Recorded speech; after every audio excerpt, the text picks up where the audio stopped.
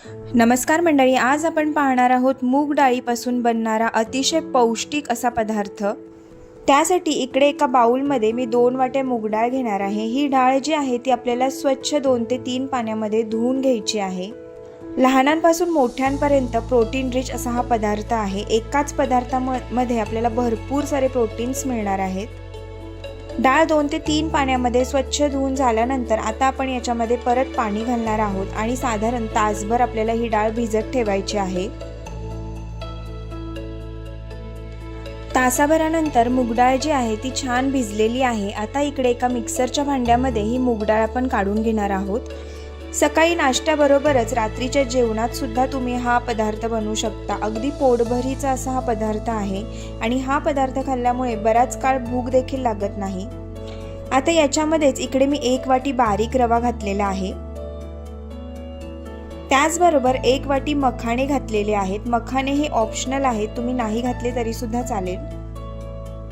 त्यानंतर 7 ते 8 पाकळ्या लसणाच्या आणि 2 इंच आलं घातलेलं आहे। 4 हिरव्या मिरच्या अशा तोडून घालत आहे आणि थोडंसं पाणी घालून आता आपल्याला याची मिक्सरला बारीक अशी पेस्ट करून घ्यायची आहे।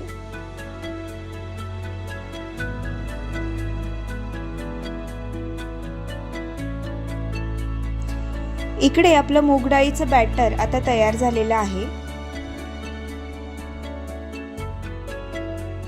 आता आपण याच्यामध्ये चवीनुसार मीठ घालून घेणार आहोत। त्याचबरोबर इकडे मी कांदा, टोमॅटो, कोथिंबीर बारीक चिरून घेतलेली आहे। गाजर किसून घेतलेला आहे, ते याच्यामध्ये घालून घेणार आहे। तुमच्या आवडीनुसार तुम्ही भाज्या याच्यामध्ये घालू शकता।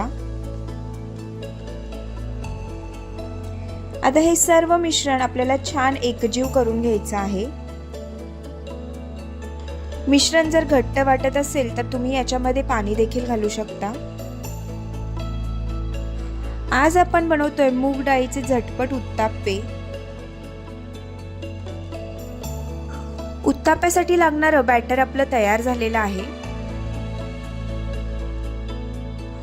गॅसवर एक नॉनस्टिक तवा मी गरम करण्यासाठी ठेवलेला आहे आणि त्याच्यावरती आता आपण पाणी शिंतडून घेणार आहोत आणि एका टिश्यू पेपरच्या साहाय्याने हा तवा स्वच्छ करून घेणार आहे। त्यानंतर तव्याला तूप लावून घेणार आहे। तूप किंवा अमूल बटर इकडे तुम्ही कशाचाही उपयोग करू शकता।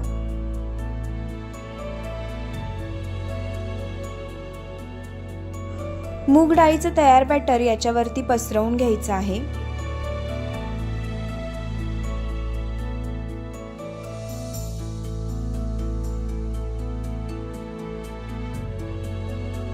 उत्तापे जे आहेत ते दोन्ही बाजूनी छान खरपूस असे भाजून घ्यायचे आहेत। आता इकडे वरच्या बाजूला देखील मी तूप लावून घेणार आहे।